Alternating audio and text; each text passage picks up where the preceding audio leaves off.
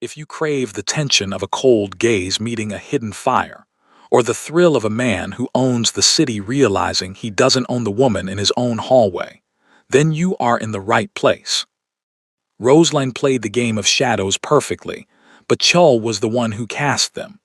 When the silk of a red dress replaces the cotton of a uniform, the rules of the house are burned to the ground. Don't miss a single heartbeat of this high-stakes obsession. If you love Mafia stories where power meets its match, subscribe and follow Roseline and Chul's journey to the very end. Roseline knew the exact sound of Chul's footsteps. They were heavy, rhythmic, and carried the weight of a man who never had to ask for permission to enter a room. For 2 years, those footsteps were her cue to disappear. If he was in the foyer, she was in the kitchen. If he was in the study, she was upstairs. She had counted their encounters like a prisoner marking days on a cell wall. 6 times. 6 times she had stood in the same room as the king of Chicago's underground, and 6 times she had successfully been nothing more than the girl who polished his silver and folded his silk shirts. Tonight was supposed to be the 7th escape. "You're late, Roseline," she whispered to herself, pulling the zipper of the crimson silk dress up her spine. It hugged her curves in a way that felt like a betrayal to her usual baggy scrubs. This dress was loud. This dress was a scream in a house that demanded silence. She grabbed her heels, heading for the service entrance. Her heart hammered against her ribs. The Uber was 2 minutes out. All she had to do was cross the gravel driveway and disappear into the humid Chicago night. She was just a girl going to a reunion. She wasn't the maid. Not tonight. She pushed the heavy oak door open, the cool air hitting her skin. She took 3 steps toward the gate when the blinding glare of LED headlights cut through the dark. A black sedan roared into the driveway, tires spitting gravel. It didn't pull into the garage. It swerved, tires screeching, and slammed to a halt directly in front of her, pinning her between the porch and the bumper. The engine killed. The silence that followed was terrifying. The door opened and Chul stepped out. He didn't look tired from a day of running empires. He looked hungry. His eyes, usually cold and detached, dragged slowly from her heels up to the thin straps of the red dress, then finally settled on her face. "Where are you going dressed like that?" he snapped. The shadow had finally been caught by the light. The air between them turned electric, thick with a tension Roseline hadn't prepared for. Chul didn't move. He simply leaned against the frame of his car, his expensive suit jacket straining against his broad shoulders. He looked like a predator who had just discovered a new species in his own backyard. "I asked you a question," he said, his voice dropping an octave. It wasn't the voice he used when ordering coffee or discussing logistics. It was the voice of a man who drew blood for a living. "It's my night off, Mr. King," Roseline replied, her voice steadier than she felt. She clutched her clutch bag like a shield. "I have a personal engagement. My Uber is waiting at the gate." Chul glanced toward the gate, where the headlights of a generic sedan flickered. He didn't even look back at her as he reached into his pocket, pulled out his phone, and tapped the screen twice. "Not anymore, it isn't," he muttered. A second later, Rosaline's phone buzzed in her hand. "Your ride has been canceled by the driver." Her blood flared. "You can't do that. I have places to be. I've worked for you for 2 years without a single complaint and—" "2 years," Chul interrupted, finally stepping into her personal space. He was tall, smelling of expensive sandalwood and something metallic. "2 years of you scurrying through my halls like a mouse. 2 years of you keeping your head down." He reached out, his thumb grazing the edge of her jaw, forcing her to look up. "And all this time you were hiding this." His eyes raked over the red dress again. It wasn't lust, not yet. It was a cold, calculated curiosity. "The Uber is gone, Roseline, and you aren't going anywhere in that dress unless it's with me." "I'm not a guest, Mr. King. I'm the staff," Roseline protested, though her feet were already moving toward his car as he held the door open. "Tonight, you're an investment," Chul countered. He didn't wait for her to agree. He placed a hand on the small of her back, his touch searing through the thin silk, and guided her into the plush leather interior of the back seat. As he slid in beside her, the space felt impossibly small. Roseline pressed herself against the door, trying to maintain the 6-inch rule she had lived by for 24 months. Chul, however, seemed intent on breaking every rule she had. He tapped the glass partition, signaling his driver to move. "Where are we going?" she asked, her heart hammering. "My reunion is at a lounge on 5th. "You're overqualified for a school reunion, Roseline," Chul said, opening a small compartment to reveal 2 crystal glasses and a bottle of vintage scotch. He poured a drink, his movements fluid and precise. "There is a meeting at the Obsidian. A rival of mine thinks I've grown soft because I travel alone. He thinks I have no distractions to protect." He handed her a glass. She didn't take it. "You want me to be a shield," she whispered, realization dawning. Chul leaned closer, his face inches from hers. The streetlights outside strobed across his sharp features. "I want you to be a distraction. In that dress, no one will be looking at my hands. They'll be looking at you. And while they're looking at you, I'll be taking everything they own." The Obsidian was a club that didn't exist on any map. Tucked behind a nondescript laundry front in Chinatown, it was the heartbeat of the city's vice. When Chul stepped out of the car, the bouncers, men who looked like they could snap rebar with their bare hands, bowed in unison. Chul reached back, offering his hand to Roseline. She hesitated. If she took that hand, the maid died. The girl who worked in the shadows would be gone, replaced by something far more dangerous. "Roseline," he said, his voice a low warning, "the world is watching." She placed her hand in his. His fingers locked around hers, firm and possessive. He pulled her close to his side, his arm draping over her shoulder in a gesture that looked protective to an outsider but felt like a leash to her. As they walked inside, the music changed. The heavy bass thrummed through the floorboards, vibrating up through Rosaline's heels. The air was thick with expensive cigars and the scent of power. Every head turned. The King of Chicago had arrived, and for the first time in history, he wasn't alone. He was accompanied by a woman in a red dress who looked like she belonged on a throne, not in a pantry. "Keep your head up," Chul hissed into her ear, his breath hot against her skin. "You've spent 2 years looking at my floors. Look at them instead.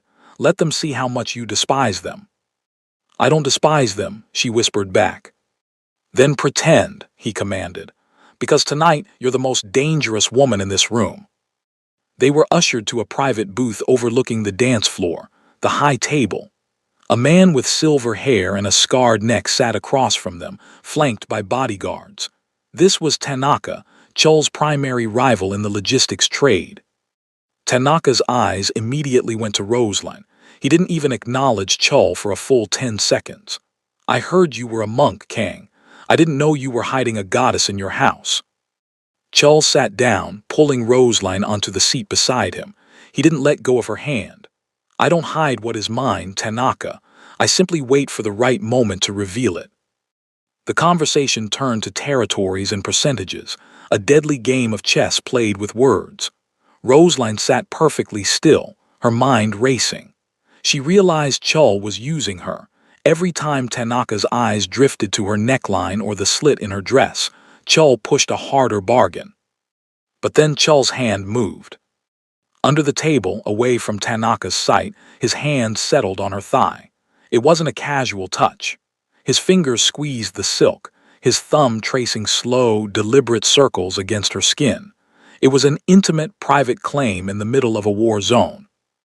Roseline's breath hitched.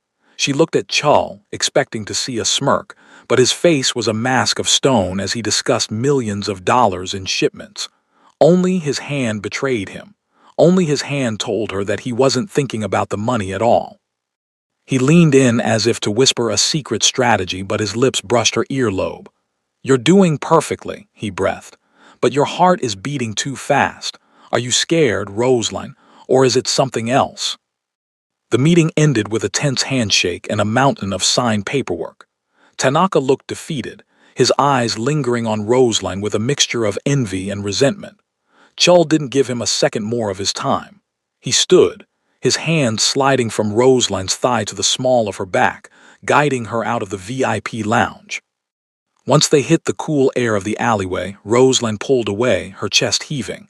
The performance is over, Mr. Kang. You got what you wanted. Now please have your driver take me home. Chul stopped, lighting a cigarette. The flame flickered in his dark eyes. You think that was a performance? You used me as a pawn, she snapped, the adrenaline finally overriding her fear. You ruined my night, canceled my ride, and paraded me in front of a murderer just to get a better percentage on shipping lanes. Chul took a slow drag, exhaling smoke into the neon-lit night. He walked toward her until she was backed against the brick wall. I didn't use you as a pawn, Roseline. I used you as a distraction because if I hadn't, I would have spent the whole meeting wondering why the woman who makes my coffee every morning looks like a sin in red silk. He leaned in, his voice dropping to a gravelly whisper. And we aren't going to your home, we're going to mine. We have a lot to discuss about your 6-inch rule. The drive back was silent, but the air was thick with the scent of Rosaline's perfume and Chul's unspoken intent. When they entered the mansion, the house felt different, no longer a workplace but a cage. Chul didn't head for his bedroom. He walked toward the security office, gesturing for her to follow. Against her better judgment, she did. The room was filled with monitors showing every angle of the estate. Chul sat in the leather chair and pulled up a file labeled Kitchen 4. What are you doing? Rosalind asked, standing by the door. Watching, he said simply. On the screen, a timestamp from 3 months ago appeared. It was Rosalind late at night, thinking she was alone. She was dancing, a slow, swaying movement to music only she could hear, while she cleaned the counters. You've been spying on me, she whispered, a chill running down her spine. I've been observing you, Chul corrected, his eyes fixed on the screen. I watched you for 2 years. I watched how you never touched my things unless you had to. How you read books on economics while you waited for the laundry to dry. I knew you were too smart for this house, Rosalind. I was just waiting to see when you'd finally break. He turned the chair to face her. Tonight, you broke, and I'm not letting you go back into the shadows. I resign, Rosalind said, her voice trembling. I'll have my things out by morning. Chul laughed, a short, humorless sound. You think it's that simple? You walked into the obsidian on my arm. Tanaka knows your face. My enemies know your name. If you walk out that door tonight, you're a target. The only place you're safe is within my sight. He stood up, walking toward her with a predatory grace. Roseline backed away, but her heels caught on the plush rug. He caught her by the waist, pulling her flush against him. From tonight, you aren't the maid, he declared. You'll move into the guest suite on the 3rd floor. You'll eat at my table. You'll travel in my car. As what? She challenged, her heart drumming against his chest. Your mistress. As my ward, he said, though his eyes told a different story. Until I decide what else I want from you. Now go upstairs. The red dress has done enough damage for one night. As she turned to leave, his voice caught her at the door. And Roseline, burn the uniform. If I see you in those scrubs again, I'll tear them off you myself. The guest suite was larger than Roseline's entire apartment back home. It was filled with fresh flowers, silk sheets, and a wardrobe full of clothes that hadn't been there an hour ago. Chul moved fast. He had clearly planned this the moment she stepped out into that driveway. Roseline didn't sleep. She sat by the window, watching the sunrise over the Chicago skyline. She was a prisoner in a palace, caught between the life she had worked so hard to build and the dark, magnetic pull of the man downstairs. A knock at the door startled her. It was a young man in a sharp suit, one of Chul's associates. Mr. Kang is waiting for you in the dining room for breakfast, the man said. He requested you wear the blue silk. Roseline looked at the bed, where a deep navy dress lay waiting. It was modest, elegant, and screamed of old money. She realized then that Chul wasn't just keeping her safe, he was rebranding her. He was turning her into someone who could stand beside a king. She dressed slowly, her skin still tingling from where his hands had been the night before. She wasn't a shadow anymore. She was a spotlight. When she entered the dining room, Chul was reading the paper, a cup of black coffee in front of him. He didn't look up as she sat down. but she saw his jaw tighten. "The blue suits you," he said, finally folding the paper. "Better than the red. The red was a provocation. The blue is a statement." "And what statement is that?" she asked, reaching for the teapot. "That you belong to the House of Kang," he said matter-of-factly. "I don't belong to anyone," Rosalind countered, her eyes flashing. "I'm here because you told me I'm a target. The moment that threat is gone, I'm gone." Chul leaned across the table, his fingers brushing hers as he reached for the sugar. "The threat will never be gone, Rosalind, because I have no intention of ever letting the world forget you're mine." He stood up, adjusting his cufflinks. "We're going to the club. I have a shipment coming in and I want you there. My associates need to know that you speak with my voice." "I don't know anything about your business," she protested. "You've been listening at doors for 2 years, Rosalind," Chul said with a rare, dark smirk. "I think you know more than you let on." The Black Velvet was Chul's crown jewel, a club where the city's elite rubbed elbows with its most dangerous. When Rosalind stepped inside, she didn't enter through the back kitchen door like she used to. She walked through the front, her hand tucked into the crook of Chul's arm. "The ledger is in the office," Chul said, his voice a low rumble. "My last accountant was unreliable. I need eyes I can trust. You've been studying finance for your degree. Put it to use." "You want me to balance the books for a mafia empire?" Rosalind asked, stunned. "I want you to see the truth of what I do," he replied. He led her to a high-backed leather chair behind a desk of polished mahogany. "People think I deal in blood. I deal in numbers. Blood is just what happens when the numbers don't add up."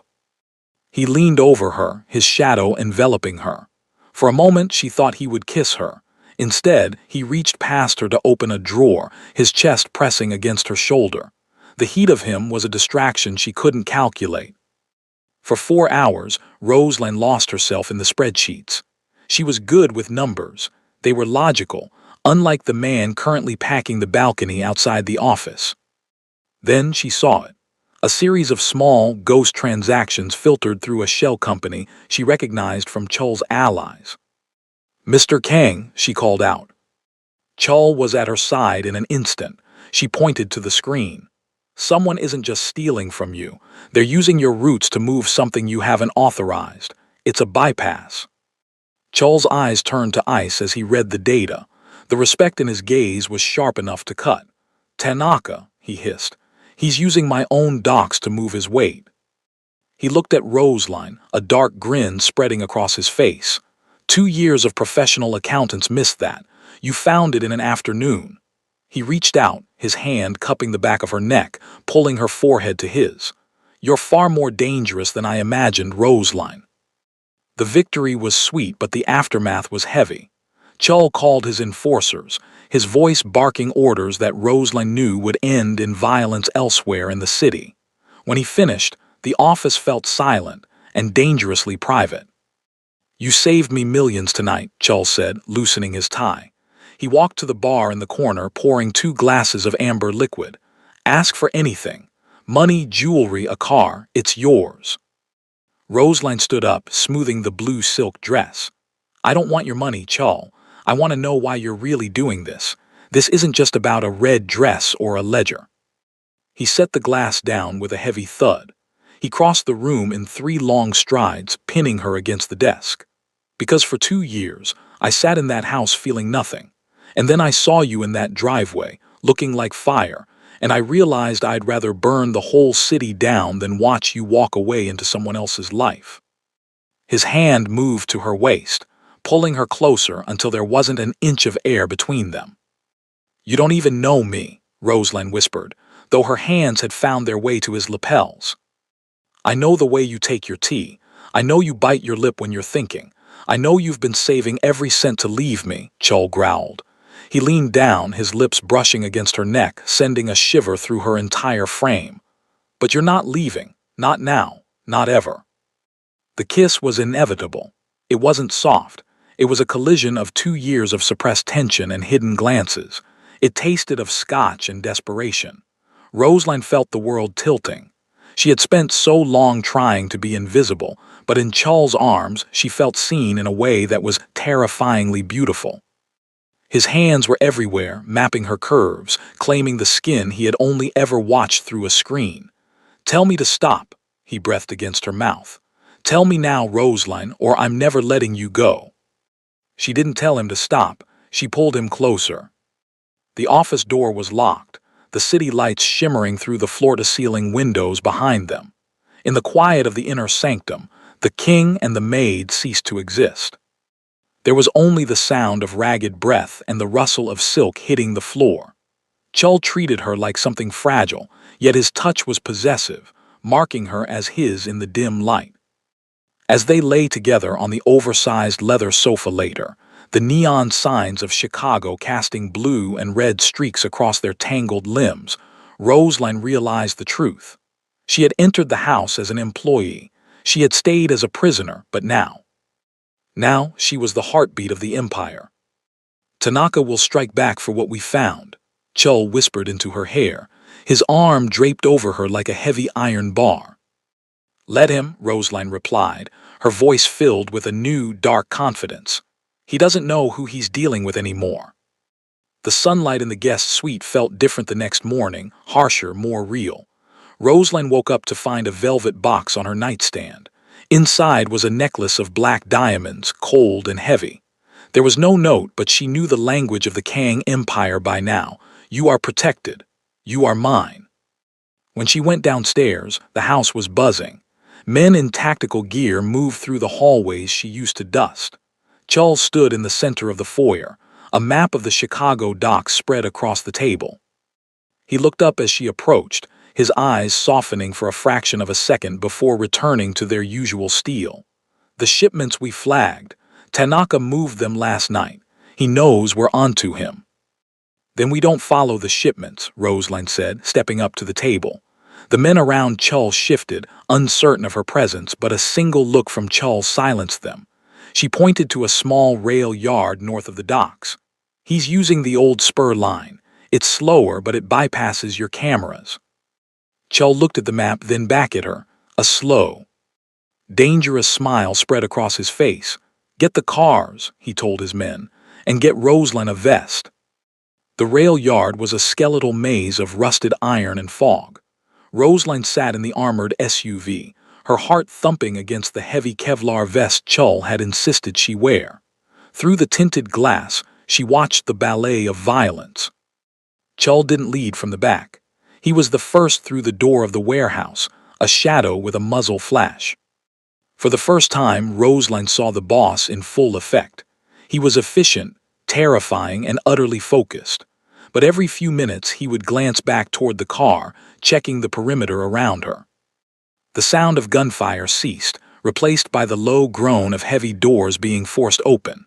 Chul emerged, wiping blood from a shallow cut on his cheek. He walked straight to her door and pulled it open.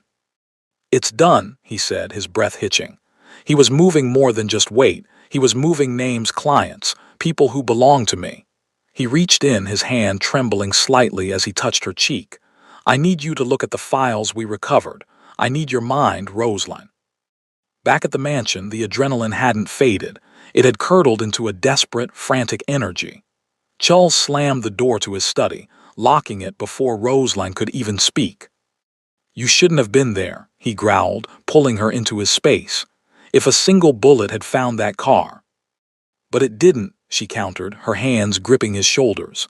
"I helped you, Chul. Stop trying to put me back in a cupboard."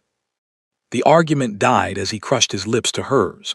This wasn't the slow exploration of the night before. This was a claim, born of the fear of loss. He lifted her onto the mahogany desk, scattering the files she had worked so hard to organize. The intimacy was implicit but intense. The sound of skin on silk, the frantic tug of a necktie, the way his hands felt like brands against her hips. In the heat of the moment, the power dynamic flipped again. He was the king of the city, but here, in the quiet of the study, he was a man begging for the only thing he couldn't buy. While they lay in the aftermath, the reality of their world came knocking. A phone buzzed on the floor. Chul answered, his face turning to stone. "We found the leak," he said, hanging up. He looked at Roseline, his expression unreadable. It was the head of security, the man who has been guarding your door for 2 years. The betrayal stung. Roseline realized that every moment she thought she was safe, she had been a breath away from being traded to Tanaka. "What will you do?" she asked. "What needs to be done," Chul replied. He stood and dressed, the king mask sliding back into place. "But I won't do it alone. He was guarding you. You deserve to see how I handle those who threaten what is mine." The basement of the warehouse was cold and smelled of damp concrete. The traitor was tied to a chair, his face a map of regret. Chul stood in the shadows, but he kept Roseline at his side. He didn't want her to be a victim. He wanted her to be the judge. "He sold your schedule to Tanaka," Chul said, his voice echoing. "He told them which nights you walk the gardens alone." The man looked at Roseline, pleading. "I have a family, Miss Roseline, please." Roseline looked at the man, then at Chul. She saw the gun on the table, and she saw the cold expectation in the eyes of the men in the room. This was the moment. This was the threshold. She walked forward, her heels clicking on the concrete. She didn't pick up the gun. Instead, she leaned down and whispered to the traitor. "You knew I was just a girl trying to survive. You didn't care about my life. Why should I care about yours?" She turned back to Chul. "Take his assets, send his family away, but don't kill him. Death is too easy a way out for a man who sells secrets." Chul's eyes flared with a new kind of fire respect. He signaled his men to carry out her orders. "You heard her," he said. "The queen has spoken." The air in the mansion was brittle. By sparing the traitor, Roseline hadn't shown weakness. She had shown a calculated mercy that unsettled Chul's enemies. Tanaka's response arrived an hour later. A single red dress, shredded to ribbons, left on the hood of Chul's car. "He's coming for the house," Chul said, his fingers white as he gripped the steering wheel. "Let him," Roseline replied, her voice eerily calm. She was no longer the girl who counted footsteps. She was the woman who had mapped the enemy's greed. "He thinks you'll hide me. He thinks I'm your vulnerability. He's going to overextend because he thinks you're playing defense." Chul turned to her, his gaze intense. "I am playing defense, Roseline. You are the only thing in this world I can't replace." He pulled her into his arms right there in the garage, the engine still ticking as it cooled. The intimacy that followed was a desperate PG-18 fever, hidden behind the tinted glass of the SUV. It was a vow made in the dark, a physical promise that no matter what happened when the sun went down, they belonged to each other. At midnight, the perimeter alarm screamed. Tanaka didn't come with a conversation. He came with fire. The front gates were rammed, and the sound of shattering glass echoed through the halls Roseline used to polish. "Get to the safe room," Chul shouted, drawing his weapon. "No," Roseline said, pulling a tablet from the charging dock. "The safe room is where they expect you to trap yourself. We're going to the basement, the service tunnels." She knew the house better than any architect. She knew the narrow passages meant for staff, the ones Chul had ignored for years. As Tanaka's men flooded the main floor, Roseline led Chul and his core team through the veins of the estate, moving like ghosts. In the darkness of the tunnels, Roseline stopped at a breaker box. Tanaka is in the foyer. He's standing right where the 6-inch rule used to apply. She pulled a lever, and the mansion's smart grid went into lockdown. Every door magnetized. Every window shuttered with reinforced steel. Tanaka and his elite squad were trapped in a gallery of their own making. Chul stepped out of the shadows, his silhouette framed by the emergency red lights. He didn't look like a boss, he looked like an executioner. But he didn't fire. He waited for Roseline to step beside him. "You're in my house, Tanaka," Chul's voice echoed, cold and absolute. "But you're standing in her light." Seeing Roseline standing there, not cowering, but holding the controls to his life, Tanaka realized his mistake. He had hunted a lamb and found a lioness. The aftermath was handled with the surgical precision Chul was famous for, but the headlines the next day were different. Tanaka's empire was dismantled in hours, his assets absorbed not just by the Kang family, but by a new holding company registered in a name the underworld didn't recognize yet, Roseline. Chul sat on the edge of the bed in the master's suite, watching Roseline brush her hair. The red dress was gone, replaced by a silk robe that cost more than her 2 years of salary. "You're free," Chul said softly. "The threat is gone. Tanaka is in a hole he'll never climb out of.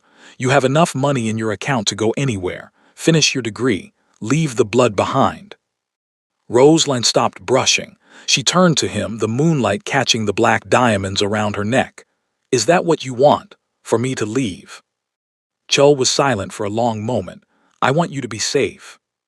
"I've never been safer than when I'm with you," she whispered, walking toward him. "But I'm not going back to being invisible. If I stay, it's not as your maid, and it's not as your ward." 1 month later. The gala at the Obsidian was the most guarded event in the city's history. When the doors opened, the crowd went silent. Chul walked in, looking every bit the king of Chicago, but he wasn't leading. He was walking in perfect step with the woman beside him. Roseline wore a dress of shimmering gold, her head held high, her eyes scanning the room with the sharp intelligence of a woman who knew everyone's secrets. They reached the high table, but instead of one chair, there were two. Chul pulled out her seat, leaning down to whisper in her ear, a gesture that made the most powerful men in the room tremble. "Are you ready, Roseline?" She looked at the room, then at the man who had tried to hide her, only to realize he couldn't live without her light. She smiled, a dark, beautiful thing. "Let's get to work, Chul." The maid was gone, the shadow had vanished. In their place stood a queen, and Chicago would never be the same. Thank you for following this journey of power, passion, and the red dress that changed everything. Don't forget to subscribe for more high-stakes Mafia romance.